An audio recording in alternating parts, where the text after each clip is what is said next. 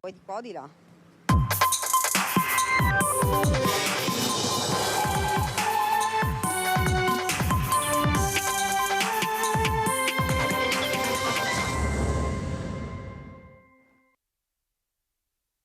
Nuova diretta, nuovo appuntamento con l'informazione di prima edizione di Antenna 3 Nord-Est. Torniamo puntuali come sempre a partire dalle 12, saremo insieme fino alle 13:30 per darvi tutte le notizie della giornata. In qualche modo ripercorreremo anche quanto accaduto ieri a Monfalcone, dove si è festeggiato il 1° maggio, la festa dei lavoratori. Ma partiamo come sempre dalla cronaca, diversi episodi di cronaca che ci porteranno a viaggiare lungo il Veneto. In prima battuta siamo nella Marca Trevigiana, nel comune di Quinto di Treviso. Per noi c'è la nostra Daniela Sizia con delle indagini dei carabinieri. Daniela, eccoci, buongiorno. Di che cosa stiamo parlando?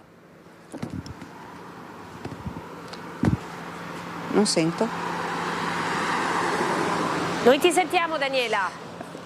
Buongiorno Anda, buongiorno anche ai telespettatori. Ci troviamo in via Mattei a Quinto, dove nella notte tra lunedì e martedì ci sono stati alcuni colpi messi a segno, quindi nel mirino tornano le aziende. Noi abbiamo anche percorso questa zona, insomma, imprenditori che sono preoccupati perché più che il bottino, il problema più grosso sono proprio i danni che provocano questi ladri, perché hanno divelto gli ingressi, i cancelli, hanno rotto le vetrate delle porte, delle porte d'ingresso, quindi insomma danni maggiori addirittura anche al bottino che hanno raffato. 3 colpi soprattutto, il primo è andato a segno perché sono riusciti ad entrare dall'ingresso, poi sono entrati, hanno fatto irruzione negli uffici di un'azienda e lì hanno preso quello che potevano, 2 cellulari, circa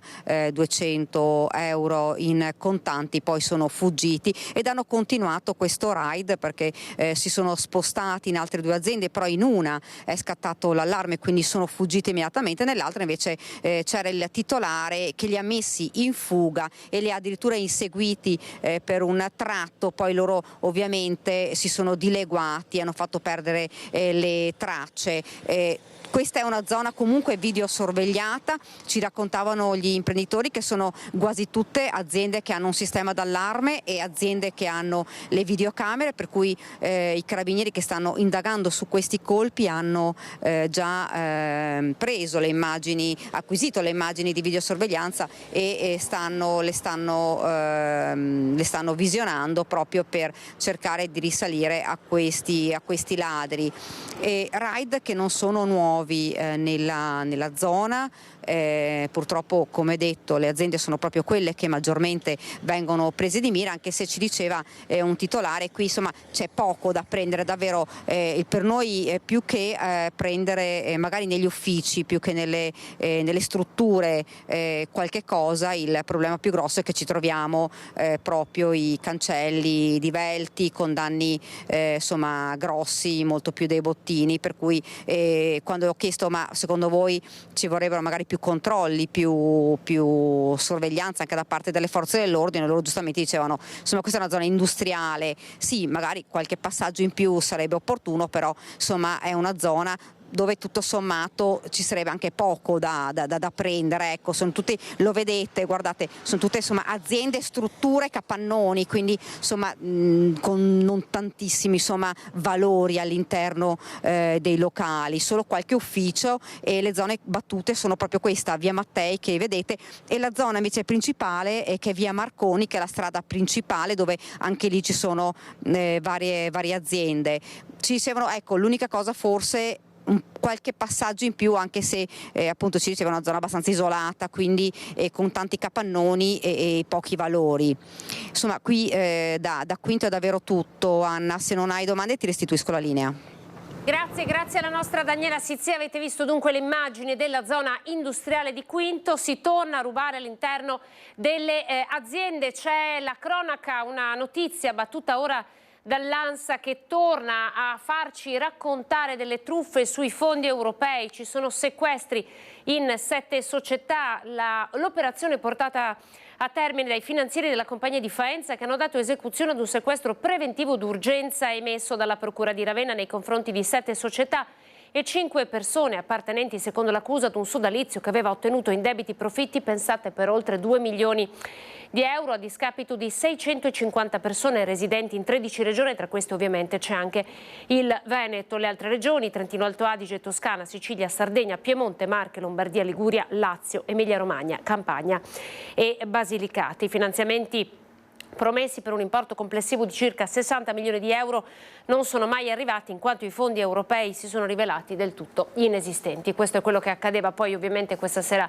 nei nostri telegiornali. Approfondiremo la notizia, ma non è la prima volta che vi raccontiamo di truffe che vengono messe a segno utilizzando proprio i bandi e i finanziamenti che arrivano dall'Unione Europea. Parliamo ora di maltempo. Una bomba d'acqua in questo momento sta accadendo sulla città di Padova e nella notte il quartiere di Montà è stato allagato, diversi garage che sono andati sotto. Per noi sul posto c'era la nostra Chiara Gaiani. Via Gessi è stata completamente svuotata dall'acqua, ma venite con noi a vedere che disastro ha fatto questa notte l'acqua in questa abitazione. Qui non rispondono, poi a un certo punto... È un disastro casa sua? È un disastro in quanto fino alle 3 di mattina io mi ero alzato per vedere, perché comunque c'era una pioggia di una certa intensità ed era tutto a posto. Poi a un certo punto evidentemente gli scarichi della strada, quindi tutta la rete idrica è andata in tilt. Io ho il sistema di pompe per quanto riguarda la mia abitazione, ma nel momento in cui il sistema idrico va in tilt e quindi l'acqua mi entra dalla strada, chiaramente il mio sistema non è sufficiente a smaltire l'acqua del quartiere e quindi, come una cascata, nell'arco di 10 minuti è entrato 1,60 m d'acqua in tutto il seminterrato. Noi abbiamo chiamato i vigili del fuoco, sono stati assolutamente veloci, tempestivi ed efficienti. È venuta una squadra, mi pare si chiami Uscita 3, mi pare sia, che non finirò mai di ringraziare per solerzia, per... Bravo. E questa? Quindi ricominciamo a rimboccarsi le mani. Questo è un computer. Per contro devo dire che, a fronte di chiamate alla protezione civile chiedendo se come alternativa poteva esserci questa squadra di intervento, con tutto il rispetto ai corpi volontari che fanno un'opera meritoria, ci hanno detto che la protezione civile apre alle 7. Il problema è successo alle 4. Credo ieri sera di aver visto che eravamo in allerta gialla per danni idrogeologici. Ecco, qui siamo al Civico 21, guardate dove è arrivata l'acqua, questo è il segno sul muro ben visibile, era da qualche anno che non accadeva, purtroppo tutta questa abitazione è inagibile perché spesso e volentieri quando c'era tanta acqua l'acqua entrava anche all'interno.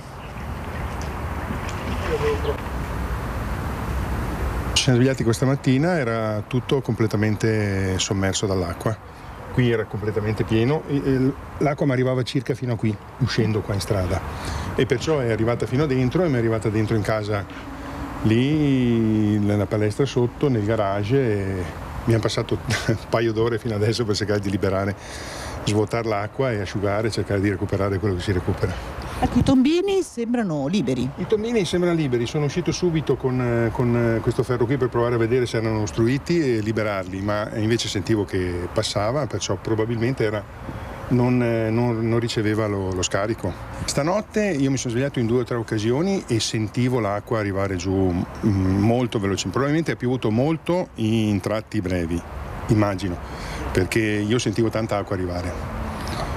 E non pensava che le fosse entrata in casa? No, questo no, perché non era mai successo a me, perciò non me l'aspettavo proprio.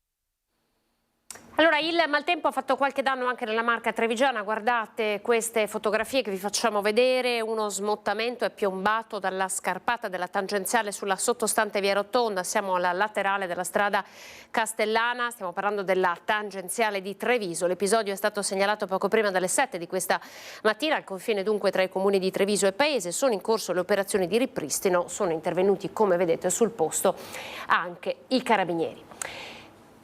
E con il maltempo torneremo ad occuparci tra poco, quando avremo in collegamento con noi l'ARPA del Veneto con un esperto di climatologia e un meteorologo, per cercare di capire, di raccontare questo aprile pazzo, che cosa sta succedendo, ma soprattutto che cosa ci attende. Ma prima facciamo un passo indietro, andiamo a ieri, 1° maggio, è stata la giornata dei lavoratori. Questa volta le sigle sindacali si sono incontrate a Monfalcone, come dire, comune di frontiera, per parlare di lavoro. Vi facciamo sentire alcune interviste che sono state raccolte. Monfalcone è un luogo di confine, non solo geografico, ma di incontro, di culture, di sensibilità, di etnie, di religioni diverse, una grande piazza per l'industria italiana, proprio in una fase in cui noi pensiamo serva una nuova visione di politica industriale per aiutare questo Paese a consolidare la base produttiva e la capacità di produzione di eccellenza. 1° maggio oggi a Monfalcone perché c'è bisogno di giustizia sociale, c'è bisogno di lavoro, c'è bisogno di una nuova Europa che dia diritti e tutele a tutti. Un'Europa di 27 paesi può diventare una grande potenza economica e dare welfare a tutti i cittadini del proprio territorio e del proprio continente. In più abbiamo un problema in questo paese che si chiama sicurezza sul lavoro. Anche ieri un altro morto sul lavoro, non è possibile continuare in questo modo. C'è bisogno di nuove regole anche pensionistiche per tutelare coloro che stanno lavorando a 68 anni. Nella nostra pelle e nel nostro cuore c'è l'ennesima morte sul lavoro che è accaduta ieri. La sicurezza sul lavoro per noi è elemento fondamentale e non molleremo mai, perché il nostro obiettivo è creare cultura della vita. Oggi è anche la festa dei lavoratori, la festa delle lavoratrici. Noi siamo qui per rimarcare i diritti e i lavori che noi abbiamo fatto fino adesso e nello stesso tempo però renderci conto che c'è un mondo che sta cambiando, un mondo che ha bisogno di inclusione, un mondo che ha bisogno di diritti. E a Monfalcone è stato ricordato proprio lui, l'ultima vittima sul lavoro, viveva a Fontanelle, aveva 69 anni, colpito dalla gru che stava manovrando, un incidente dall'esito mortale della giornata di martedì. Tragico incidente sul lavoro questa mattina a Fiume Veneto. Un operaio di 69 anni è morto in un cantiere allestito fuori da un allevamento di animali da cortile in via Kennedy 26. La vittima, Ivo Bellotto, residente a Fontanelle, secondo una prima ricostruzione, è stato colpito al capo dalle forche della gru che stava azionando. L'uomo infatti si stava occupando dell'allestimento di alcuni ponteggi in previsione della realizzazione di alcune opere edili. Durante le manovre di scarico del materiale, per cause che sono al vaglio dei carabinieri, dei tecnici dello Spisal intervenuti sul posto per eseguire i rilievi di legge, il gancio della gru lo ha colpito facendolo cadere al suolo. Per lui non c'è stato nulla da fare. Sul posto è intervenuto il 118 con l'elicottero. I sanitari non hanno potuto far altro che constatare il decesso dell'operaio. L'area teatro del sinistro è stata transennata. La tragedia, avvenuta alla vigilia del 1° maggio, festa del lavoro, ha scosso le due comunità locali, sia quella di Fiume Veneto che quella trevigiana di Fontanelle, dove Bellotto era molto conosciuto. L'infortunio mortale accaduto oggi, ha detto il sindaco di Fiume Veneto, Jessica Cantoni, impone ancora una volta una riflessione profonda sul tema della sicurezza sul lavoro. Sarà certamente la magistratura ad accertare i fatti e le dinamiche. La comunità di Fiume Veneto, continua il primo cittadino, si stringe attorno alle persone coinvolte e ai loro familiari in un rispettoso silenzio. Allora, noi adesso torniamo a parlare di maltempo perché vedo collegata la nostra Monica Smiderle. Siamo nel comune di Enego dove una grossa frana si è staccata, di fatto interrompendo il percorso della pista ciclabile, e sono proprio sul posto, li vedo. Monica, buongiorno. Buongiorno a te Anna, piove sulla Val Brenta, abbiamo raggiunto grazie al sindaco di Enego Marco Frison il punto preciso dove si è verificata questa nuova frana registrata ieri intorno a mezzogiorno, frana che è precipitata sulla ciclopista del Brenta. Sindaco, intanto buongiorno, allora che cosa è successo? Buongiorno a tutti, allora dopo la frana che è caduta nel mese di gennaio, anche ieri sono caduti dei massi, li hanno sentiti anche dalla pizzeria qui vicino, e quindi sono parecchi massi caduti in ciclopista nel tratto di prato a fianco alla ciclopista e anche nel fiume Brenta. Dopo anche una frana di 2 settimane fa circa più avanti. Continua a franare questo territorio, sicuramente ricorderete la grande frana che si è verificata a gennaio e che ha costretto alla chiusura per quasi 2 mesi della strada statale 47 che si trova proprio qui alla nostra sinistra. Frana anche questa parte di montagna, quali sono le cause, Sindaco? Le cause sono sicuramente i cambiamenti climatici, perché fa molto freddo e poi diventa caldo in circa 24 ore, come è successo la settimana scorsa.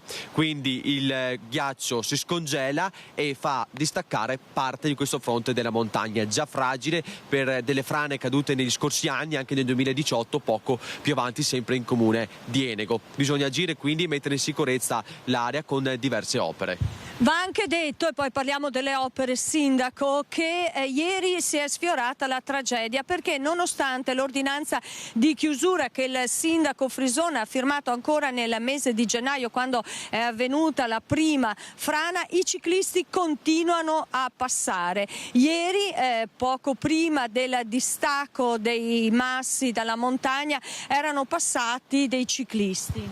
Sì, continuano a passare i ciclisti anche in questa settimana. Ci sono le transenne in mezzo alla strada, continuano ad essere aperte le transenne, rotti i sigilli che mettiamo per tenere chiuse le transenne, buttati i divieti in fiume e anche scritte parolacce nei vari cartelli che abbiamo messo. Noi lo mettiamo però per la sicurezza di tutti coloro che amano il nostro territorio, perché come località turistica vogliamo dare il miglior prodotto. Venire qui con dei sassi in mezzo alla strada, non percorrere in sicurezza la ciclabile, non è un prodotto turistico accettabile, oltre che il nostro primario obiettivo di tutti gli amministratori è quello di far stare in sicurezza chi vive il nostro territorio. Abbiamo appena assistito noi a questa scena, perché sono arrivate 2 turiste straniere che, nonostante i divieti, nonostante gli sbarramenti, con le biciclette hanno oltrepassato i punti di chiusura e sono arrivate fino a qui. Sono arrivate fino a qui, ma sono veramente migliaia le bici che continuano a passare in queste settimane. Come si fa, Sindaco, a mettere in sicurezza? Voi state lavorando con le imprese, con i geologi, per arrivare a un progetto esecutivo di messa in sicurezza dell'area? Grazie alla collaborazione con la ditta Geller, che ha già fatto dei lavori alla Regione del Veneto con il Dipartimento Sicurezza e Tutela del Territorio, stiamo studiando cosa fare. Si pensa a una rete appena sopra la ciclabile di una importanza volumetrica importante, poi un vallo e anche poi, se verrà considerato congruo, una messa in sicurezza della parete. Visto che insomma tutte le polemiche che sono scoppiate attorno alla chiusura di questa ciclopista, parliamo di tempistiche, Sindaco. Le tempistiche sono difficili da dire, perché vediamo che continuano a cadere massi, ogni volta che cade un masso non si sa dove agire, da dove è caduto questo masso, quindi bisogna fare nuovi studi. Le polemiche le lasciamo agli altri, noi lavoriamo perché come amministratori abbiamo il dovere di risolvere i problemi. Insieme anche al sindaco di Valbrenta, Luca Ferrazzoli, che ci dà una mano tecnica, visto gli uffici a Enego sono molto sguardi. Insomma, considerato il maltempo, considerata la fragilità di quest'area, l'invito ai ciclisti è di rispettare l'ordinanza e di non passare. Rispettiamo l'ordinanza e lasciateci lavorare. L'altro giorno lavoravamo e passavano i ciclisti sotto. Se passano i ciclisti non ci permettete di lavorare e quindi riaprire la ciclabile. Lasciateci il tempo, noi siamo qui che stiamo lavorando per voi. Anna, da Valbrenta, dal territorio comunale di Enego è tutto. Io ringrazio il sindaco Marco e restituisco la linea allo studio. Grazie alla nostra Monica Smith, l'avete visto le immagini ed è evidente l'appello del sindaco, non percorrete questa ciclabile, c'è un divieto, ma evidentemente magari turisti che arrivano lì, arrivano sul posto, si ritrovano ad avere quell'unica possibilità di percorrere quella strada, ecco, è pericoloso, di fatto è estremamente pericoloso e c'è un'ansia proprio sul maltempo, tempo perturbato, a tratti instabile, si legge con precipitazioni fino a parte del pomeriggio in Veneto, con ingrossamento di alcuni fiumi ed acqua alta in arrivo a Venezia. Attenzione dunque, le piogge anche a carattere di rovescio temporale avranno probabili pause sulla pianura centro-meridionale sulla costa. Nel pomeriggio le precipitazioni saranno ancora frequenti, specie sulle zone centro-settentrionali dove risulteranno complessivamente più consistenti. Qui si dice anche che Laguna di Venezia, acqua alta, picco di 110 cm alle ore 20 e 30 previsto. A questo livello sarà possibile anche l'attivazione del MOSE, quindi questa è una delle possibilità. Tra poco, sempre restando nel veneziano con la nostra Ilaria Marchiori, ma continuiamo la nostra pagina dedicata al lavoro, perché da Venezia c'è stato alcuni giorni fa, proprio prima del 1° maggio, una protesta lavoratori a Palazzo Balbi per il concorso per operatori sociosanitari in Veneto. Solo il 40% dei lavoratori in graduatoria è stato assunto. Sentite che cosa ci hanno raccontato i sindacati. Mentre il 20 luglio scadranno le graduatorie per 253 posti di operatore sociosanitario, nelle ULSS del Veneto complessivamente finora è stato contattato solo il 40% degli idonei, 1677 su 4197. Anzi, nelle ULSS 2, 5, 6, 7 e 9, dice la CGIL, meno del 30%. Assumere subito è la richiesta che una delegazione della funzione pubblica della CGIL del Veneto ha portato assieme a un presidio in Campo Santomà a Palazzo Balbi, all'assessore alla sanità Lanzarin. Si è detto per 2 anni dopo il Covid che le persone non volevano più fare i concorsi, che non si trovavano le figure degli infermieri, dei medici, degli operatori sociosanitari. In questo caso abbiamo 4.000 operatori sociosanitari che hanno fatto il concorso, ne sono stati chiamati un 30%, nonostante un fabbisogno elevatissimo anche nelle aziende ULSS della nostra regione, e quindi abbiamo chiesto sostanzialmente 2 cose: di assumere queste persone e soprattutto di prorogare la graduatoria che scade a luglio. Perché si assume con questa lentezza? Noi sappiamo che stiamo parlando di un settore che è pesantemente sotto organico. Sì, c'è sempre un po' il solito un po' alibi, un po' verità, che è quello del tetto di spesa del personale, cioè le aziende, noi in Veneto spendiamo 3 miliardi e 100 milioni per il personale sanitario e quindi c'è sempre questo vincolo che frena un po' le assunzioni. Diciamo che è un po' vero, un po' no, nel senso che ancora spazi assunzionali li abbiamo e quindi noi abbiamo chiesto di sfruttarli tutti per assumere questo tipo di personale. La situazione non è uguale in tutto il Veneto. Nell'ULSS 1 e nell'azienda ospedaliera universitaria di Verona è stato chiamato oltre il 90% degli idonei in graduatoria. Altrove invece si patiscono carenze di organico. Fabio De Plano lavora a Treviso. Noi siamo 683 idonei e ad oggi ne sono stati chiamati solo 215 sull'ULSS 2 di Treviso. Tanti colleghi mollano perché non ce la si fa più a livello sia fisico che psicologico. Irene Pistolato è di Mestre ed è in attesa. Mancano pochi numeri, stiamo aspettando la chiamata che è molto a rilento, anche se c'è una grandissima richiesta di operatori infermieri e medici. A Padova ieri in Piazza dei Signori i sindacati si sono dati appuntamento e per quanto riguarda la festa del 1° maggio, Padova propone la storia di Giuseppe, lavoratore vittima di un infortunio sul posto di lavoro che gli è costato l'amputazione dell'avambraccio. Giuseppe, lei è una delle vittime di un infortunio sul lavoro. Cosa è successo? Allora, il mio infortunio è nato il 9 marzo del 2006 e in poche parole, mentre svolgevo la mia mansione il turno di mattina, il mio braccio è rimasto incastrato in mezzo ai 2 ingranaggi, causandomi la subamputazione dell'arto sinistro. E di lì in poi è successo un po', ero un po' spaventato del mio futuro, più che altro perché essendo monoreddito la mia preoccupazione più grave, più del braccio, era appunto la mia famiglia, i miei figli. All'epoca i miei figli avevano 1, 2 anni e 1, 3 anni. Fortunatamente, posso anche dirlo, la mia azienda mi ha ricollocato a livello di impiegato, quindi sono stato fortunato sotto quel punto di vista, però è stata dura all'inizio andare avanti. Ecco, cosa manca? Perché succedono questi infortuni sul lavoro, secondo lei? Bisogna rafforzare obblighi, secondo il mio punto di vista, formativi di prevenzione e di sicurezza per tutto il personale addetto alla prevenzione e allargandolo anche ai lavoratori, promuovendo corsi di formazione e di addestramento anche in ambito lavorativo, naturalmente svolto da personale qualificato, ed eventualmente rafforzare e potenziare il personale di vigilanza con nuove assunzioni nelle realtà che ne sono carenti. Voglio fare proprio 2 appelli. Il primo appello è quello appunto rivolto ai lavoratori, che devono stare molto attenti alle norme di sicurezza, di non essere mai sicuri del proprio lavoro, di avere sempre dei dubbi e di utilizzare sempre i dispositivi di sicurezza per qualsiasi cosa, perché si possono ritrovare manomati o addirittura perdere anche la vita. E il secondo appello lo faccio anche alle aziende, perché le aziende devono appunto tutelare, come ho detto prima, i lavoratori con corsi di formazione, addestramento in ambito lavorativo e in più di utilizzare sempre strumenti all'avanguardia per quanto riguarda la sicurezza. È molto importante. L'omicidio di Giulia Cecchettin. Si stanno per concludere le indagini nei confronti di Filippo Turetta e la 22enne di Torreglia in carcere per l'omicidio della ragazza. Entro ottobre potrebbe iniziare il processo. Il giovane rischia l'ergastolo.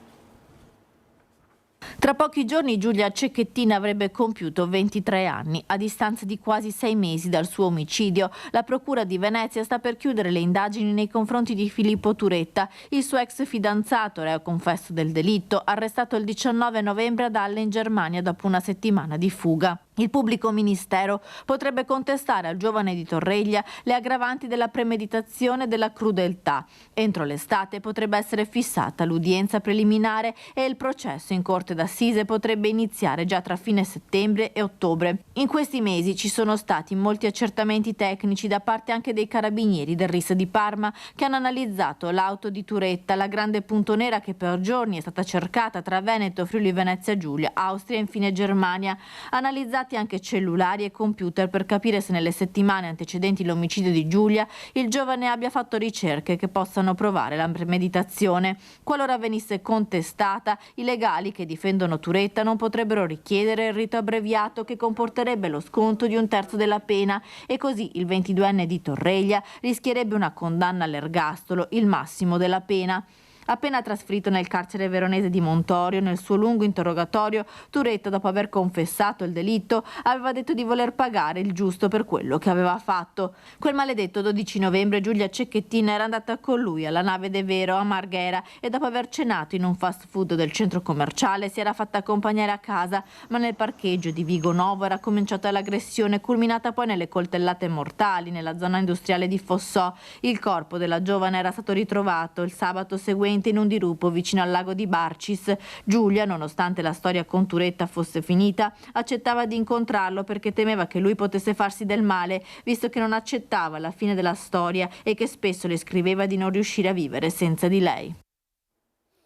Siamo a Vittorio Veneto, torniamo nella Marca. 11 ragazzi tra i 14 e i 16 anni sono stati identificati dai carabinieri dopo l'allarmante immagine circolata nelle scorse ore, ed è quella che vedete, quella di un gruppetto di giovanissimi notati a camminare sul tetto dell'ex Italcementi di Sant'Andrea a Vittorio Veneto. Incuranti del gravissimo pericolo corso, i minorenni sono stati immortalati mentre passeggiavano sulle coperture del capannone.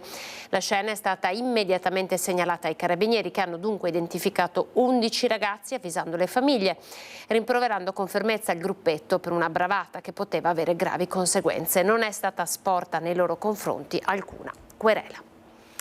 Allora noi ci fermiamo, pochi secondi di pubblicità, poi a Padova dalla nostra Valentina Visentini e ancora a Mestre con la nostra Ilaria Marchiori. Vi aspetto.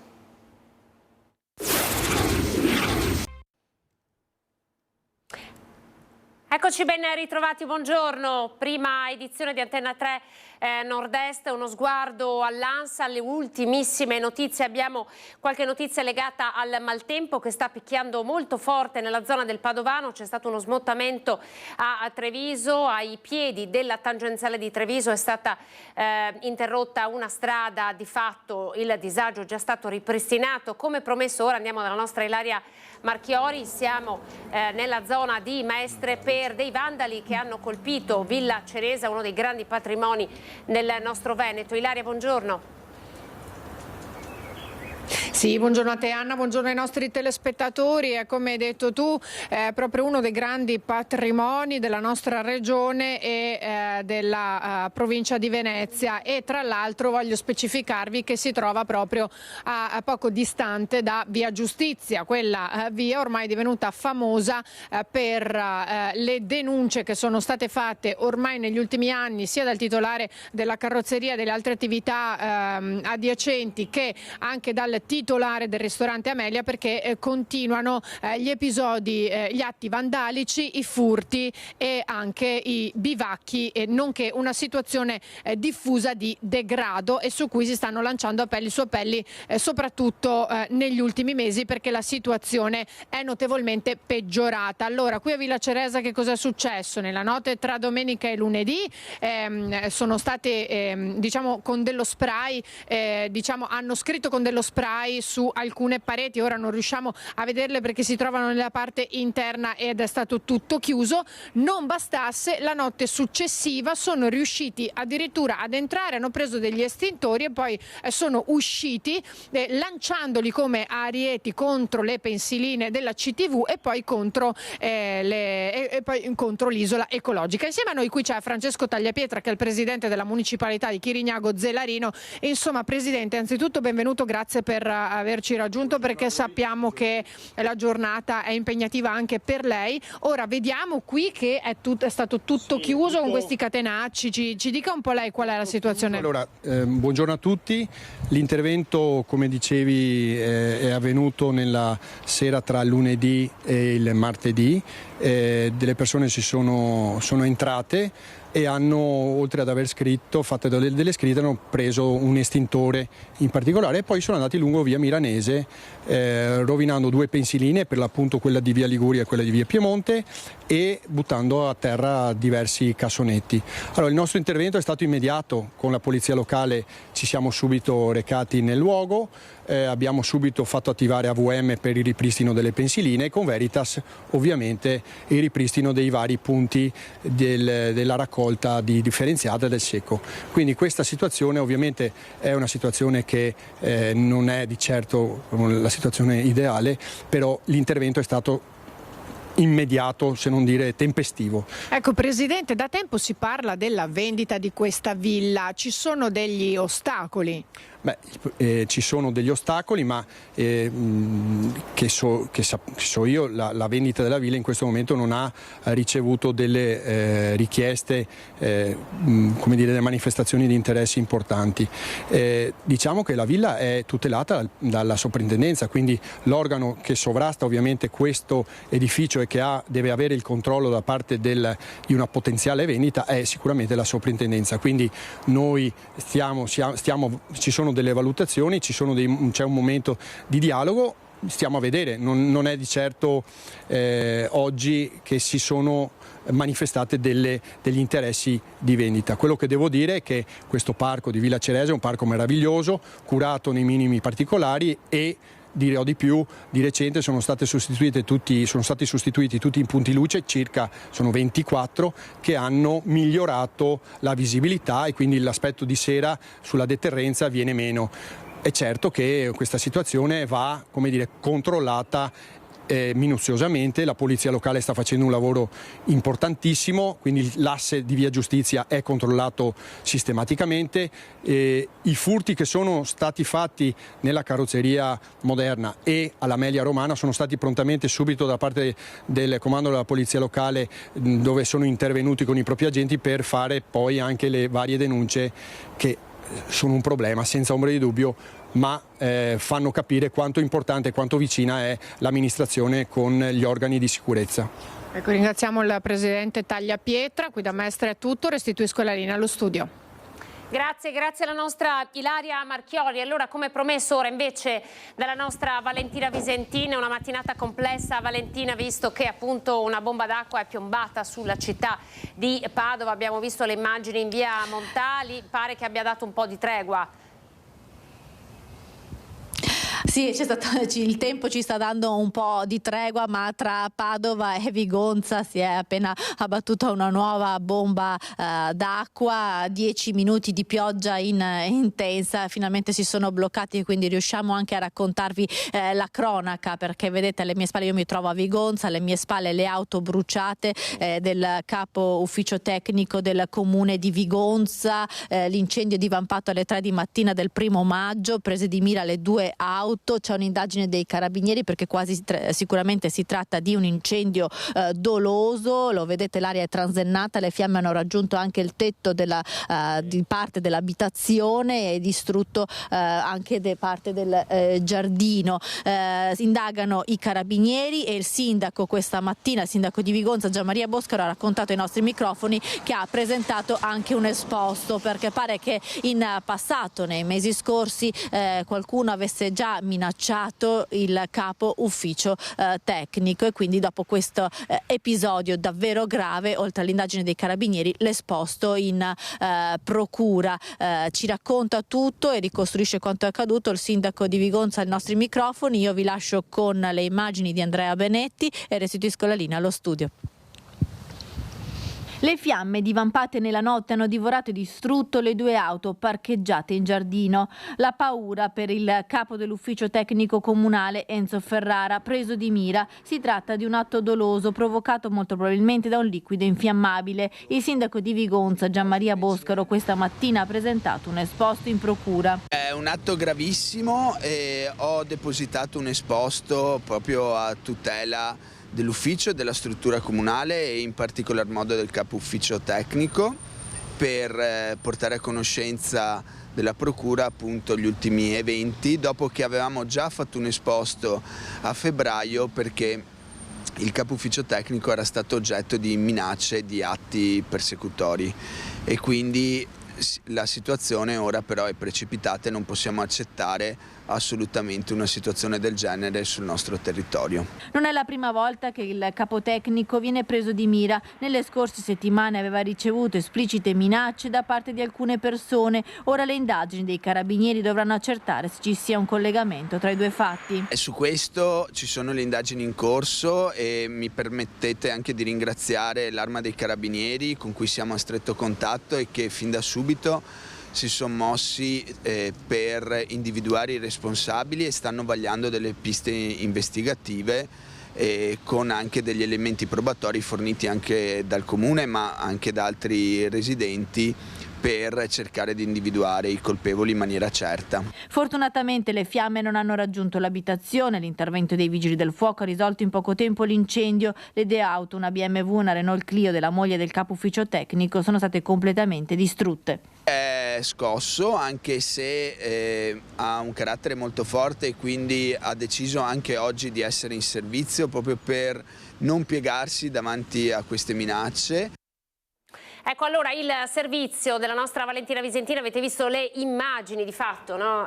Probabilmente atti intimidatori, queste 2 auto che sono state date alle fiamme. Indagini sono in corso, qualsiasi novità avremo a disposizione ve la faremo ovviamente sapere e la ritroverete nel corso dei nostri telegiornali della sera. Apriamo ora la pagina politica. Io ringrazio e saluto per averci raggiunto l'onorevole Andrea Martella, segretario regionale del Partito Democratico. Buongiorno. Buongiorno e io ringrazio voi. Allora io però farei un passo indietro, andrei alla giornata di ieri, il 1° maggio, abbiamo visto all'inizio di questo notiziario le immagini, abbiamo ascoltato le voci dei sindacalisti che si sono alternati sul palco di Monfalcone. I temi di fatto sono 2, sono quello della salute e sono quello della sicurezza sui luoghi di lavoro. Sicurezza sui luoghi di lavoro su cui il governo dovrà darci delle risposte con dei nuovi decreti, ma si è parlato ieri soprattutto di salute che deve essere un diritto di tutti. Allora, che 1° maggio è stato secondo lei questo? Beh, innanzitutto è stato un 1° maggio che non può essere definita una festa perché c'è stata un'ennesima tragedia sul lavoro alla vigilia che ha visto proprio un corregionale vittima è proprio un autotrasportatore di Treviso, del Trevigiano, mentre stava facendo il suo lavoro. E quindi il tema della sicurezza è un tema fondamentale per il quale ci vogliono più controlli e più personale per poter fare i controlli, maggiore prevenzione, maggiore formazione e risorse a disposizione per fare questo tipo di attività. E quindi è necessario fare in modo che il lavoro abbia una centralità, se vogliamo essere una repubblica fondata sul lavoro, e ci siano nuove politiche a favore dei redditi, a favore del rinnovo dei contratti, a favore dell'ingresso dei giovani e delle donne nel mercato del lavoro, a favore di politiche che evitino la precarizzazione e che il lavoro sia troppo povero. Accanto a questo, l'altra grande emergenza è quella che riguarda la salute e la sanità di tutti i cittadini.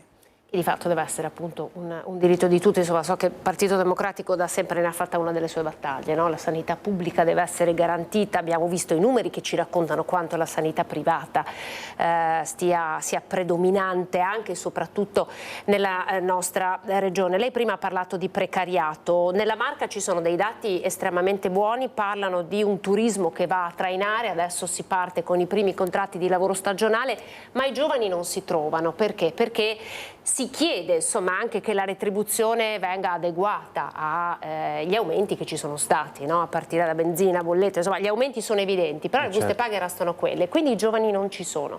Sì, il costo della vita è aumentato, l'inflazione è aumentata, quindi è necessario anche fare in modo che il lavoro venga pagato di più. Un lavoro che ti fa rimanere povero non è un lavoro che può essere oggetto di attenzione da parte di nessuno.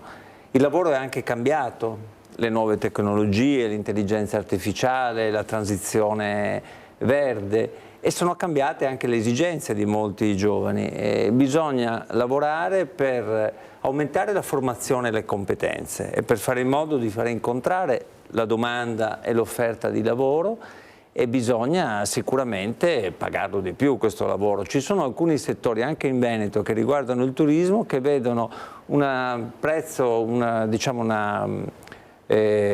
orario inferiore ai 9 euro. È una proposta che invece noi abbiamo fatto. È necessario che ci sia una soglia minima sotto la quale se no il lavoro rischia di essere sfruttamento.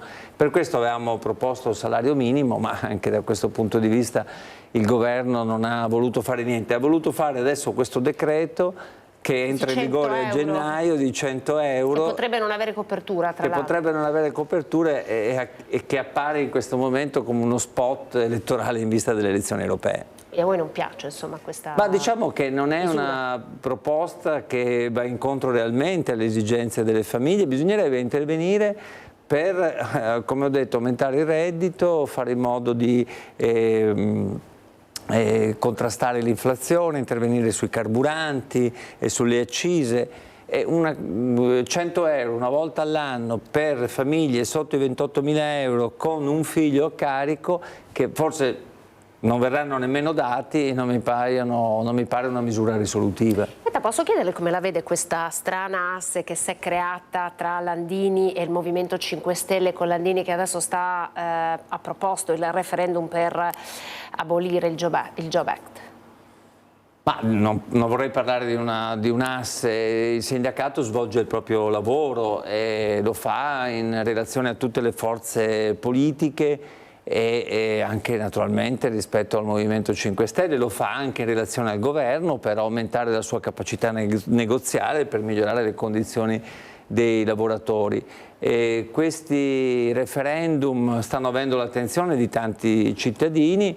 C'è anche quello che lei richiamava sul Jobs Act e naturalmente ci sono delle visioni anche diverse rispetto agli effetti che ha prodotto il Jobs Act. In ogni caso ci sono dei cambiamenti che devono essere fatti e di cui un referendum può essere sicuramente una spinta. La vostra posizione, la sinistra cosa dice? Ma noi abbiamo detto quello che abbiamo fatto anche detto in passato. Il Jobs Act è riuscito sicuramente a smuovere il mercato del lavoro nel momento in cui fu fatto. Poi però c'è stata la pandemia, i cambiamenti nel mondo del lavoro e anche in maniera molto più forte l'ingresso delle nuove tecnologie.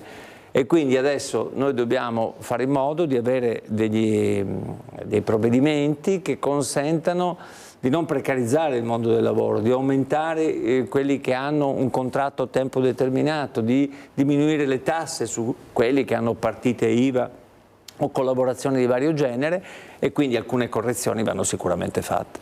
E allora adesso siamo in Europa, no? Parliamo di Europa con le europee. 1 maggio scadeva il termine ultimo per presentare le liste, tutto messo nero su bianco. Abbiamo notato questa caratteristica, no? Di mettere come capolista i big, i nomi, addirittura Giorgia Meloni, detta Giorgia, il generale Vannacci, il generale, Schlein, anche lei arriva con il suo nome. Ecco, perché questa decisione secondo lei, e se secondo lei ci sono state delle forzature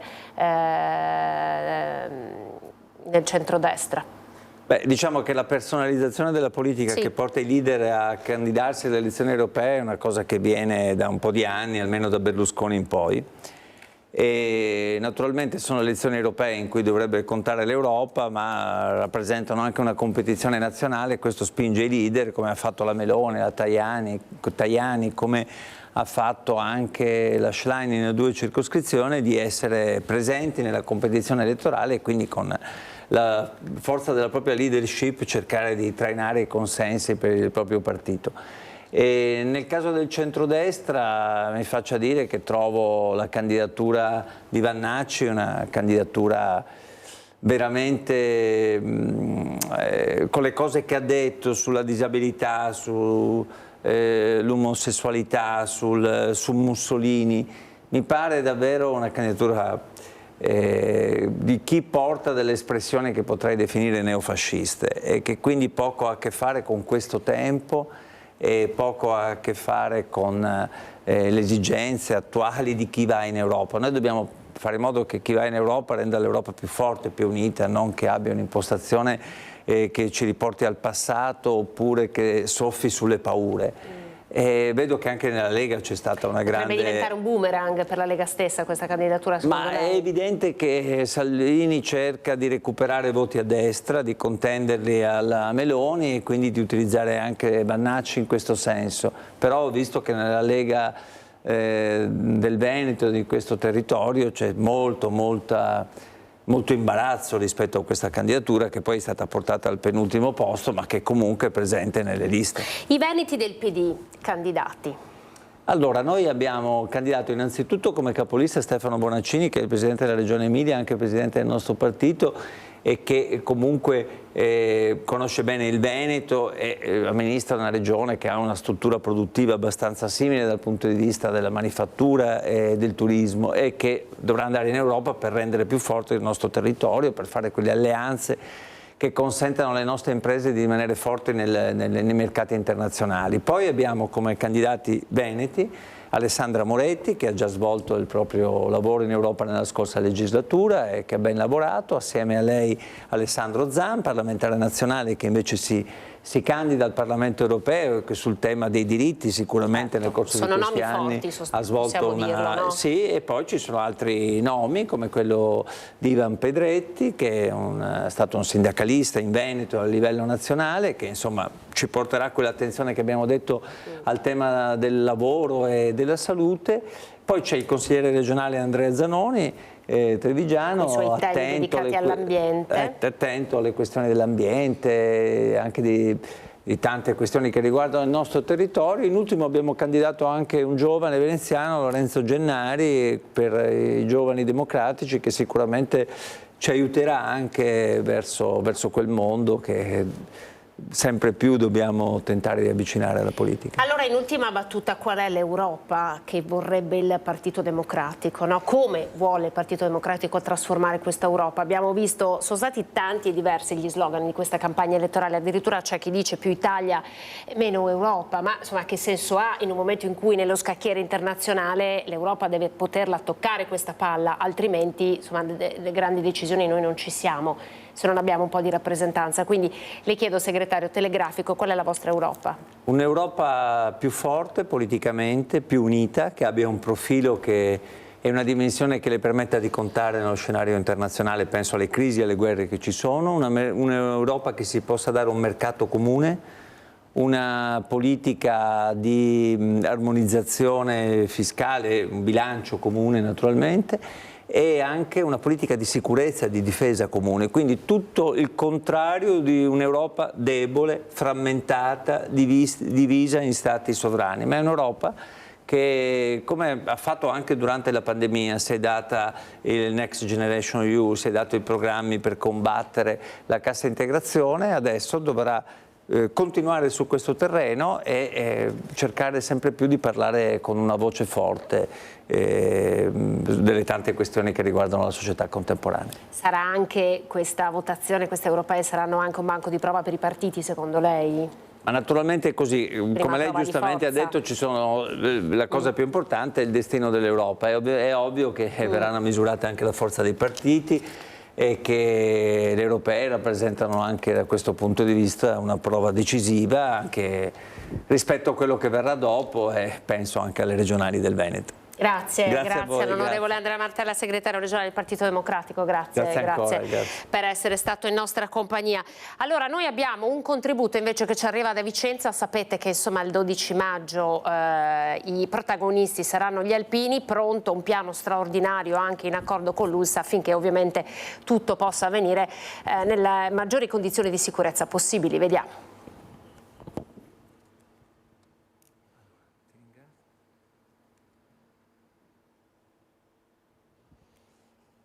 Vediamo se riusciamo a preparare il contributo.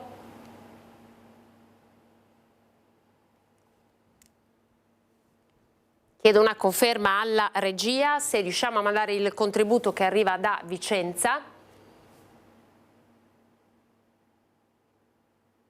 Non ho risposte, altrimenti possiamo anche andare in pubblicità. Se ci dovesse essere qualche problema tecnico andiamo in pubblicità. No, ci dicono che ci sono già i prossimi ospiti collegati. Allora parliamo di quello che sta accadendo al nostro meteo. L'abbiamo chiamato Aprile Pazzo questo collegamento. Vi presento i nostri prossimi ospiti. Sono Franco Zardini, meteorologo dell'ARPAB, e Fabio Zecchini dell'ufficio climatologia di ARPAB. Buongiorno e ben ritrovati. Buongiorno. Eccoci, allora ovviamente questa è la nostra diretta, abbiamo diversi collegamenti che sono in coda, ma abbiamo ritenuto necessario aprire una fotografia su questo aprile, su quello che sta accadendo, anche perché il territorio sta pagando un prezzo molto alto rispetto a questi cambiamenti climatici. Li stiamo in qualche modo vedendo. Io partirei con lei, Franco Zardini. Voi monitorate quotidianamente i nostri cieli e le temperature del Veneto. Che cosa sta succedendo? È stato un aprile in cui abbiamo visto molto caldo, molto freddo, alternarsi precipitazioni importanti e giornate in cui l'allarme era quello della siccità. Sì, allora, se uno va a vedere i dati numerici, in realtà questo aprile sembra un mese piuttosto normale, nel senso che abbiamo avuto temperature un pochino più alte della media e piogge un po' inferiori alla media. Questo però considerando il mese nel suo complesso. Però la caratteristica di questo aprile è stata che abbiamo avuto una prima metà del mese molto calda e una seconda metà del mese invece molto fredda. Quindi c'è stata una netta differenza e un passaggio piuttosto brusco tra appunto queste due condizioni. E se andiamo a vedere cosa è successo nella seconda metà, che appunto è l'ultima del mese, la seconda metà è stata, dai nostri dati, molto fredda ed è stata la seconda più fredda della nostra serie storica trentennale dopo la seconda metà del 1997. Allora eccola qua, noi abbiamo anche un'immagine che ci avete fornito, che così riusciamo anche a far vedere ai telespettatori di che cosa stiamo parlando. Queste sono le vostre immagini, no? Quindi lei ci deve aiutare a tradurle. Sì, abbiamo allora in ascissa lungo la verticale abbiamo le temperature e qui abbiamo le precipitazioni. Questo è il nostro anno e vediamo, questa è la media delle temperature e noi siamo sotto la media, e il mese che era stato, la seconda metà del mese ancora più fredda, è stata questa del 1997. Per quanto riguarda le piogge invece sono meno significative, nel senso che rispetto a questa linea che mi rappresenta la media della precipitazione siamo un po' sopra. Però appunto il fatto saliente è questo freddo. Se la confrontiamo e passiamo all'altra slide con invece la prima metà, questa prima metà, voi vedete che se noi ci muoviamo sulla verticale andiamo sulle temperature, è nettamente la prima metà più calda dell'ultimo trentennio per le nostre stazioni. E, ecco, mentre per la precipitazione siamo leggermente sotto la media. Quindi abbiamo avuto questa proprio diversità, e anche con un cambiamento piuttosto brusco. Se passiamo all'altra immagine, e a volte le immagini appunto spiegano più delle parole, e vediamo che c'è stato proprio un passaggio nel giro di una settimana. Siamo passati da una situazione, ad esempio, in cui avevamo raggiunto dei record di temperature massime la domenica 14, con valori intorno ai 28-30 gradi. Nel giro di una settimana, il lunedì 22, ci siamo trovati invece con temperature massime in pianura di 8-13 gradi, il che vuol dire che abbiamo avuto un calo di circa 20 gradi in una settimana, e siamo passati da una situazione quasi estiva a una situazione praticamente quasi invernale. Possiamo chiederci il motivo di questi cambiamenti. Sappiamo che la primavera è una stagione che è in genere all'insegna della variabilità, quindi ci si aspetta un cambiamento del tempo, un'alternanza di periodi più caldi, più freddi, pioggia o secco. In questo caso è stato particolarmente marcato, e nella slide successiva possiamo vedere che cosa è successo. Praticamente nella prima metà del mese, cerco adesso di spiegare molto semplicemente, noi abbiamo avuto, la nostra regione è stata interessata da questo promontorio, è una circolazione anticiclonica di origine nordafricana e con aria calda. Voi vedete qui il segno dell'alta. Aspetti, perché è saltato l'audio, vediamo di riprenderlo.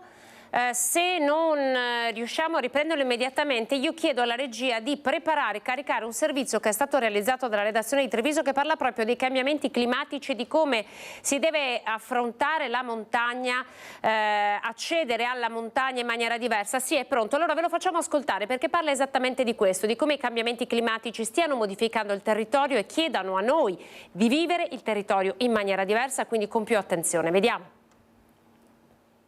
La montagna non tradisce, perché la montagna è un ambiente inerte. Noi dobbiamo riuscire, soprattutto negli ultimi anni, con i cambiamenti climatici, essere in grado di interpretarla in modo differente rispetto a quello che avevamo. La montagna è cambiata. Le prime sentinelle della montagna sono loro, gli uomini e le donne del CAI, Club Alpino Italiano. A parlare per loro è il presidente del Veneto. Diversi sono i tempi e i modi, ma anche la fruibilità della montagna, ci racconta. Più persone affrontano la montagna. Un cambiamento di cui serve essere consapevoli e che va interpretato. Se in pianura le temperature sono aumentate di 1,5 gradi, in montagna si arriva fino a 4 gradi in più. Il cambiamento climatico ha trasformato gli ambienti e la stessa neve. Sicuramente dovremmo studiarlo, dovremmo confrontarci tra soccorso alpino, guide alpine, istruttori dell'alpinismo, tutte quante le persone che hanno volontà, per darci una regolamentazione differente rispetto alla precedente, che debba tenere conto, fare in modo che si tenga conto anche di questi cambiamenti climatici. Se non faremo questo, potremmo includere sicuramente su un fatto estremamente pesante, che è quello che la natura, con le sue regole, che noi poco conosciamo, ci mette in difficoltà. Impossibile non tornare con la mente alla tragedia della Marmolada, che il 3 luglio del 2022 ha causato la morte di 11 persone. Mettendo insieme tutte quante le competenze, le risorse, e andandosi a parlare di questo fatto fra persone esperte, riusciamo a farne fronte. Allora, avete sentito, il tema è quello di una montagna che va affrontata in maniera diversa anche alla luce dei cambiamenti climatici. Stiamo cercando, attraverso l'aiuto della regia, di ripristinare il collegamento con i nostri esperti Franco Zardini e Fabio Zecchini dell'ufficio climatologia dell'ARPAV, per continuare a parlare di questo meteo pazzerello e per cercare anche di capire che cosa ci attende per i prossimi giorni. Ma intanto, visto che ci ha raggiunto in studio, ve la presento già la nostra prossima ospite, Dania Sartorato, Sartorato. Buongiorno Dania, buongiorno grazie. a voi, Presidente telespettatori, grazie. dell'Unione Provinciale Commercio di Treviso, quindi di tutta la Marca. Buongiorno. Buongiorno a voi. Allora, finché aspettiamo di collegarci con l'ARPAV, Dania, si spera ovviamente che la stagione che arriverà, che di fatto il ponte 25 aprile 1 maggio apre, quindi la stagione turistica, la stagione estiva, possa essere buona dal punto di vista meteorologico. Voi come siete messi invece dal punto di vista della forza lavoro? Perché sappiamo che si tratta di un periodo che impone a chi lavora nel mondo del turismo e del commercio di fare assunzioni di personale, i cosiddetti lavoratori stagionali. Come siete messi? Siete ancora alla ricerca? Organici fatti? C'è mancanza? Gli organici sono in fase di definizione ancora, un po' perché i ponti sono andati molto bene, hanno registrato anche il tutto esaurito in linea di massima anche nella nostra provincia, nonostante appunto il meteo avverso, però ecco, è ancora in fase di definizione l'organico. C'è da dire però che i pubblici esercizi riescono a resistere, diciamo, all'ondata dell'inverno demografico che ha fatto sparire letteralmente nell'arco degli ultimi anni a livello nazionale, con una ricaduta importante anche nel nostro mercato del lavoro provinciale, oltre 3 milioni di persone che di fatto non sono più nella fascia d'età under 34 anni, che è la cosiddetta, diciamo, fascia d'età dei giovani. Ne mancano appunto oltre 3 milioni nel tutto il territorio nazionale. Ovviamente anche Treviso risente. Nonostante questo però la provincia di Treviso riesce a mantenere un buon livello di occupazione, quindi non c'è un'occupazione inferiore rispetto a quella che c'era nel 19, anzi c'è un dato tendenzialmente in crescita. Diciamo che resiste quindi la forza lavoro sul mercato e che il 40% del totale dei lavoratori è under 30, quindi una buona fetta, quasi 1 su 2 è giovane, ecco, under 30. Quindi non siamo a caccia di lavoratori in questo momento. Eccolo qua, chiedo alla regia di farvi vedere questo. Questo è un articolo che è uscito ieri, giornale di ieri, Gazzettino di ieri. Il turismo traina 300 assunti in più nella Marca, il terziario in crescita, male i servizi, 415 lavoratori in meno. Ovviamente abbiamo scelto di parlare di questo perché ieri era il 1 maggio, quindi era corretto anche fare il punto, però con uno sguardo alla stagione turistica il turismo traina e questi sono i dati della Marca. Quindi questi sono stati assunti in più, ne mancano ancora per essere all'altezza di tutti i turisti che arriveranno in Veneto e nella Marca? Sicuramente sì, ne mancano perché la stagione turistica, anche proprio per gli effetti del meteo, si sta un pochettino, diciamo, espandendo. Ecco, non sono proprio solo i 3 mesi della chiusura delle scuole, ma anche già da maggio, se il tempo si mette bene, sarebbe stato anche già da aprile se il tempo fosse stato buono. Ecco, saremo già in estate, perché poi improvvisamente, lo hanno detto i colleghi pochi minuti nel servizio precedente, si passa dall'inverno all'estate nell'arco anche di poche ore. Quindi quando esce il sole fa improvvisamente caldo e tutti i plateatici, tutte le attività cominciano ad avere una necessità diversa da quella dei momenti un po' più freschi, questo è chiaro. Sicuramente i dati sono quelli che vi confermo. Ecco, il turismo rimane il traino dell'economia locale, con una crescita di posti di lavoro, l'abbiamo detto 300, dice l'articolo, sono 330. C'è una contrazione invece nei servizi alle persone, nei servizi alle imprese, mentre c'è una sostanziale tenuta nel commercio che rimane a più 45 addetti rispetto alla stagione precedente. Senta, ma questi lavoratori sono lavoratori che, banalizzo davvero Dania, che percepivano il reddito di cittadinanza che oggi non c'è più? Qual è il bacino in cui siete andati a pescarli questi lavoratori? Poi porrò la stessa domanda, lo saluto e lo ringrazio per essere con noi Roberto Dalcin, presidente nazionale di Confapi Turismo, quindi abbiamo davvero l'eccellenza. Buongiorno Roberto, grazie. A voi. Eccoci, allora ci risponde Dania Sartorato, poi sono da lei con la stessa domanda, cioè questi lavoratori, quelli che dovranno, come dire, aiutare il turismo nel nostro Veneto, perché garantiscono i servizi. Dove siete andati a pescarli quest'anno? Da dove arrivano? Arrivano, come dicevamo, il 40% sono assunzioni giovani, under 30 o 34, a seconda della range che si interroga. Sicuramente sono una buona fetta giovani, una buona parte sono donne. Le donne, c'è un po' questa idea di pensiero che possano accettare volentieri il part-time. In realtà abbiamo anche visto che comunque le donne sono in cerca di un tempo pieno. Il part-time è un po' una cosa che accontenta all'inizio, magari per entrare in un'azienda e per capire come muoversi, però l'aspettativa che ha la donna è quella di un tempo pieno. Perché questo? Anche da un punto di vista di welfare, perché altrimenti un domani avremo un esercito di donne che non avranno una pensione dignitosa, avranno una pensione da fame, e quindi il part-time male si concilia con le esigenze della terza età del post lavoro. Quindi importante valutare che giovani e donne devono comunque avere delle proposte economiche dignitose, e questo è sicuramente un'attenzione che la filiera del turismo sta dedicando, in particolare. Con però permettetemi un ragionamento che sta un po' anche a monte di tutto quello che stiamo dicendo, e cioè che l'orientamento al dibattito oggi non è più tanto tra il datore di lavoro e il lavoratore, come un po' si immagina è stato nei decenni, nelle generazioni precedenti. Oggi a dettare le regole è il consumatore, che con la propria domanda detta un po' le regole per l'offerta. È la domanda che procura poi l'offerta. E qui lo dico perché c'è una tendenza ad un consumo consapevole, un po' a macchia di leopardo, e quando il consumo non è consapevole e si vuole per esempio ordinare una maglietta che debba costare €1, è chiaro che dietro quella maglietta che costa €1 e che magari pretendo di avere domani ordinandola su internet genera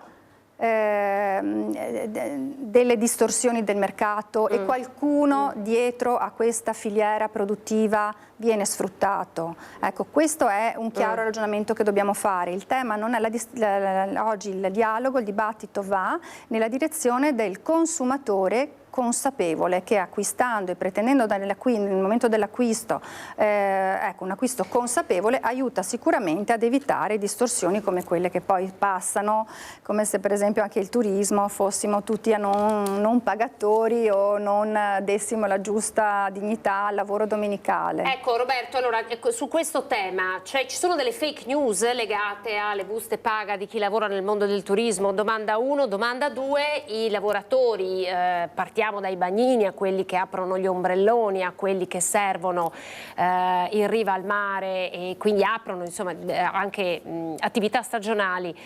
Dove li avete pescati questi lavoratori? Allora sicuramente, come ne abbiamo già parlato di questa problematica, il Covid ha allontanato una fetta di lavoratori che sono gli over 40 e non avendo più sicurezza si sono allontanati dal nostro settore. Adesso stiamo cercando di far capire ai giovani. Forse è disattivato. Pronto? Stiamo ascoltando. Roberto, lei è in onda? Sì, l'ascoltiamo.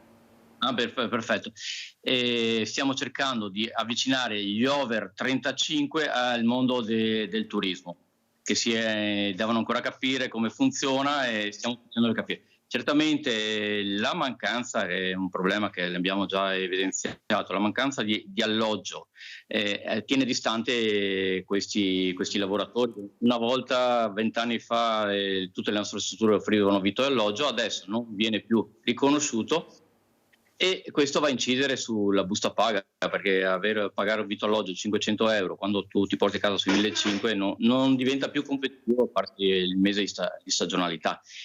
Con stagioni che purtroppo sono ancora brevi, perché si parlano sempre sui 100 giorni lavorativi mediamente negli ultimi anni.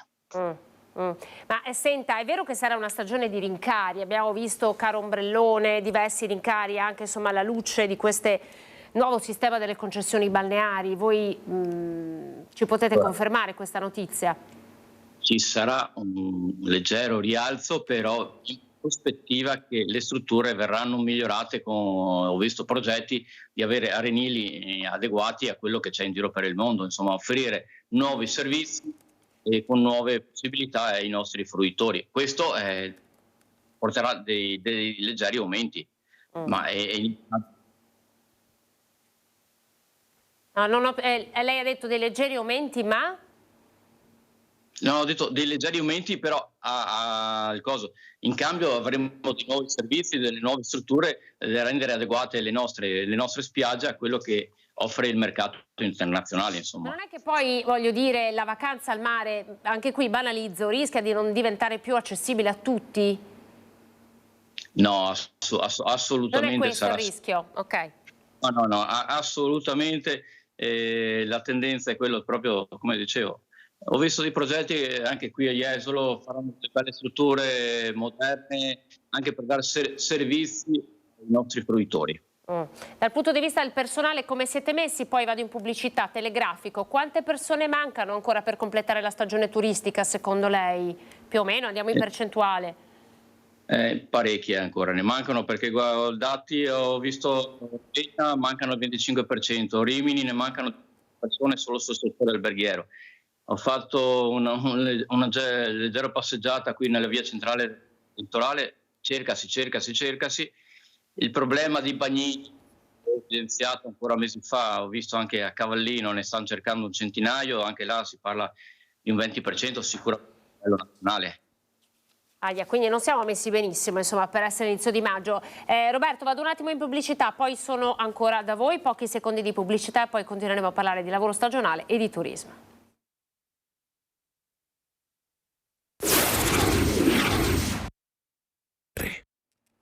Eccoci, prima edizione, buongiorno, ben ritrovati. Siamo riusciti a ripristinare il collegamento con Franco Zardini e Fabio Zecchini, meteorologo e responsabile esperto di climatologia dell'ARPAV. Grazie per esservi ricollegati, è un aprile pazzerello, ma insomma anche i collegamenti possono esserlo. Allora un passaggio velocissimo, Franco Zardini, ma allora quando arriverà l'estate che cosa dobbiamo aspettarci adesso? Lei ci ha raccontato di questi sbalzi anche di 20 gradi di temperatura. Da qui in avanti che cosa succederà? Perché abbiamo anche i nostri esperti del turismo che sono qui che attendono delle risposte.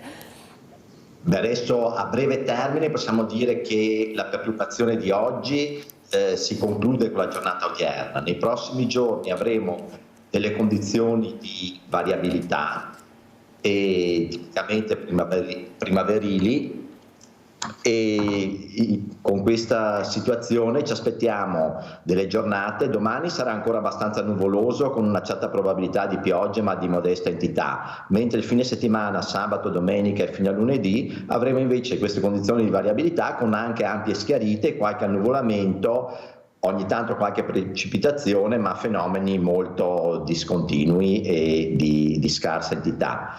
Invece per quanto riguarda le temperature, che sono un po' calate appunto oggi sia per la perturbazione che per la nuvolosità, anche domani le massime resteranno relativamente basse e poi torneranno ad aumentare, portandosi per la prossima settimana su valori intorno o anche un po' sopra la media del periodo. Quindi non ci aspettiamo delle anomalie particolari per la prossima settimana, ma un tempo primaverile abbastanza tranquillo, diciamo. Zecchini, io ho preparato questa slide tra le varie che mi avete mandato che trovo molto interessante. Temperatura media in Veneto più 0,6 gradi ogni 10 anni. È un trend che è confermato, che ci state confermando allora, queste temperature che di fatto vanno via via alzandosi? Sì, è un trend che troviamo in Veneto dai dati delle stazioni automatiche. È un trend che rispetto a quello che si registra globalmente è più del doppio. Questo perché l'area del Mediterraneo di cui il Veneto fa parte si sta riscaldando più rapidamente rispetto al resto del pianeta. È un cosiddetto hotspot. Questo aumento della temperatura segue quelle che sono anche le proiezioni climatiche che per fine secolo, a seconda dello scenario climatico, hanno una forbice di aumento che va da +1 a anche più 4-5 gradi centigradi in più rispetto a quelli che abbiamo oggi, come media della temperatura. Quindi possiamo immaginare praticamente che le stagioni così come le conosciamo in qualche modo si stiano spostando. Voi avete anche i dati sulle precipitazioni, ci insegnate però che un evento atmosferico particolare come quelli che abbiamo vissuto in quest'aprile non possono essere presi come dato di fatto. Certo, quello che bisogna guardare è al trend generale. Il trend che abbiamo appena mostrato è statisticamente significativo, si chiama, vuol dire che resiste a dei test statistici, è un trend che è comprovato e validato dai dati. Per quanto riguarda le precipitazioni invece non troviamo un trend chiaro, almeno negli ultimi 30 anni, si mantiene una certa variabilità e anzi questa variabilità interannuale sembra aumentare, per cui troviamo sempre più anni molto piovosi seguiti o preceduti da anni molto secchi, e questo porta a dover affrontare problematiche completamente opposte. Certo, e a doverci attrezzare, no? Anche sia come operatori del lavoro, sia come insomma, vari settori, no? Produttivi della nostra società si devono attrezzare evidentemente a questi cambiamenti. Grazie per essere stati con noi, torneremo insomma, ad invitarvi anche per approfondire queste tematiche. Franco Zardini e Fabio Zecchini, grazie davvero per essere stati in nostra compagnia e buon lavoro. Grazie a voi. Arrivederci. Un passaggio veloce, se c'è il nostro Roberto Dalcin, eccolo qua, ha sentito molto caldo, molto freddo, questo più 0,6 gradi, quindi insomma vuol dire che le temperature di fatto si alzeranno sempre di più, però significa anche che le stagioni, così come noi le abbiamo sempre conosciute, non sono così facilmente programmabili e il vostro lavoro di imprenditori ha bisogno di programmazione. Vede? Mette in evidenza quello che ha detto l'ARPA, due aspetti particolari. L'incertezza, è difficile anche per il personale, non c'è lavoro come in questi giorni, portare a casa il personale, tenerlo, pagarlo e non c'è tempo. Però allo stesso tempo il riscaldamento che si sta avendo negli ultimi anni sta spostando e allungando le stagioni, perché ci troviamo ancora caldi dove c'è gente che fa il bagno e che sta frequentando le nostre località, e questo permette, se noi diamo servizi, ad avere un allungamento che stiamo invocando da anni e programmando. Io so che lei ha i tavoli di lavoro col ministro Santanchè, insomma lei siede ai tavoli, quelli che contano, cosa si sta muovendo? Certamente il problema lo abbiamo evidenziato fin dall'inizio del nostro dialogo, e loro stanno mettendo in atto dei progetti per cercare di risolverlo e vedere i sgravi fiscali come hanno già messo in atto, però ulteriormente. Anche l'allungamento stagionale è una cosa a cui il Ministro ci tiene e sta puntando molto e ci sta lavorando attorno su queste idee. Cosa serve per poter allungare le stagioni? Cioè serve poter anche cambiare le modalità dei contratti che voi avete, parlando di lavoro stagionale, ad esempio? Assolutamente sì, in questo periodo stiamo cercando di mettere mano al contratto nazionale del lavoro, che è fermo da anni, sia anche se in tutti i settori abbiamo messo in mano, stiamo cercando adesso di cominciare il dialogo con i vari sindacati per adeguare al mondo e alla variabilità che il nostro settore sta creando i contratti e gli stipendi per i nostri collaboratori. Dalia Sartorato, rinnovo del contratto. Il rinnovo del contratto è passato da poche settimane, il rinnovo del contratto del terziario, che era un contratto scaduto da anni, una trattazione molto impegnativa che ha portato effettivamente ad una riorganizzazione anche degli stipendi, con degli aumenti, con anche una tantum anche durante la stagione estiva, questo nell'ambito diciamo generale per il commercio. Il turismo ha un suo contratto che non è che è scaduto ma da poco, e la trattativa sicuramente partirà, ma non è una questione che ci attendiamo che si sviluppi nelle prossime settimane. Non sarà immediato. Quello che si può ad oggi comunque confermare è che per quanto riguarda il lavoro domenicale o comunque diciamo festivo, che è un tema che torna sempre nel turismo, va fatta una distinzione: se la domenica è nell'orario di lavoro prevista, normalmente lavorata, rispetto alla paga base c'è un aumento del 10%. Se invece la domenica è un turno di riposo e viene invece lavorata, in questo caso è uno straordinario, e allora in questo caso rispetto alla paga base c'è una maggiorazione del 30%, che diventa 60% se il lavoro è notturno, vedasi le discoteche o comunque le attività che lavorano anche dopo la mezzanotte. Un vantaggio che ha la provincia di Treviso rispetto alle problematiche che abbiamo appena sentito dal presidente nazionale Confapi è che il turismo in generale, oltre alle grandi città e alle mete turistiche per eccellenza, si sta via via indirizzando anche nelle città medie, nelle destinazioni più local, fuori dai flussi turistici per eccellenza. E in questo Treviso si colloca bene, perché risponde a questa nuova esigenza di turismo non solo dell'arte, ma un turismo magari esperienziale, il turismo cosiddetto slow, o delle passeggiate lente all'aria aperta, il turismo esperienziale, il turismo sportivo, che trova una ottima risposta nelle ciclovie. Religioso, abbiamo visto il Papa. Esattamente. Però Dania, io la voglio bloccare perché abbiamo 2 minuti, vorrei capire una cosa da lei, perché con Dalcina abbiamo anche parlato di caro ombrellone, lui ha ammesso, sì, quest'anno costerà un po' di più. Potremmo trovare quest'estate una tazzina di caffè a 1,50 € a Treviso, nella Marca? Treviso si colloca appunto come una città media e quindi ha questo vantaggio di poter avere turismo anche tutto l'arco dell'anno, quindi di non dover soffrire necessariamente di questi picchi che pure ci sono anche a Treviso per la stagione estiva come per il periodo invernale, ma che può godere anche di un turismo cosiddetto diffuso e anche diciamo nell'arco dell'anno, di tutto l'anno, ecco. E quindi vengono meno un pochino meno queste esigenze di picchi di lavoro eccetera, che pure comunque abbiamo detto ci sono. Ecco che pur non avendo anche delle stagionalità così ben precise come località turistiche e balneari che abbiamo sentito elencate prima, è da attendersi in ogni caso che i nostri prodotti anche dell'enogastronomia subiscano degli aumenti.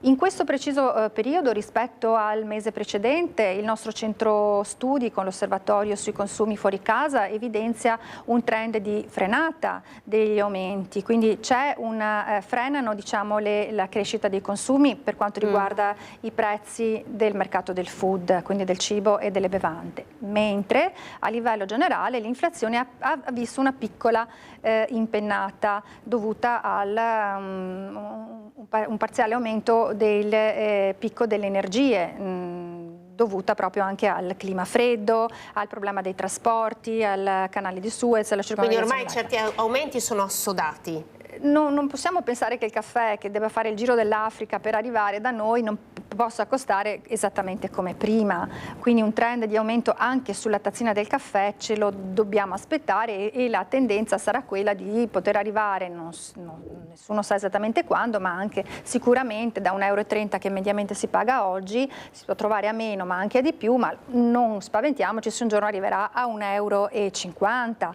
È quello che dicevamo prima, un consumo consapevole ci potrà portare a prenderne magari uno di meno nell'arco della giornata, ma berlo buono nel nostro locale di fiducia che risponde alle nostre richieste e soddisfa le esigenze del consumatore. Aumenti che potranno arrivare, intanto si sta lavorando affinché anche i contratti di chi lavora nel mondo del turismo, e questi caffè li serve, possa poter portare a casa qualche soldino in più in busta paga. Questo immagino che sia davvero l'impegno di tutti. Vi ringrazio, siamo andati oltre il tempo a nostra disposizione. Grazie a Roberto Dalcin, presidente nazionale Confapi Turismo. Arrivederci. Arrivederci, grazie. Dania Sartorato, Presidente Unione Provinciale Commercio Treviso, grazie Dania per essere stata con noi. Dopo di noi il documentario I grandi che fecero la storia, e poi alle 14.30 il film con 2 notti con Cleopatra, con la meravigliosa Sofia Loren, Alberto Sordi e Paul Müller. È tutto, grazie per essere stati in nostra compagnia, buon pomeriggio con Antenna 3, arrivederci.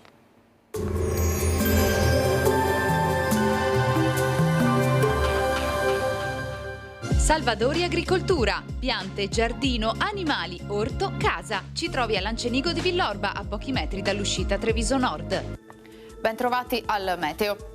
La perturbazione è ancora in transito sul nostro territorio, tempo instabile, giovedì 2 maggio.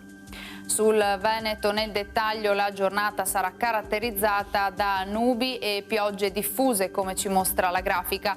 Localmente potranno essere anche intense. Temperature in calo anche sensibile, minime tra 10 e 11 gradi, massime sui 14-18 gradi. Ci spostiamo ora sul Friuli Venezia Giulia.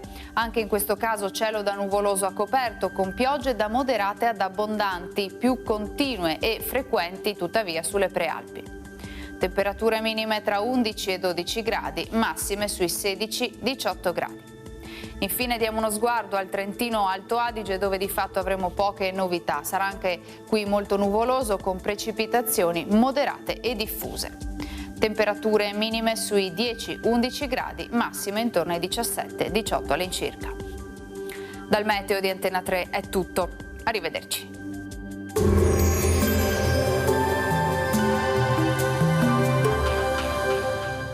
Salvadori Agricoltura. Scopri il negozio completamente rinnovato. Da 70 anni ogni cliente è parte della famiglia.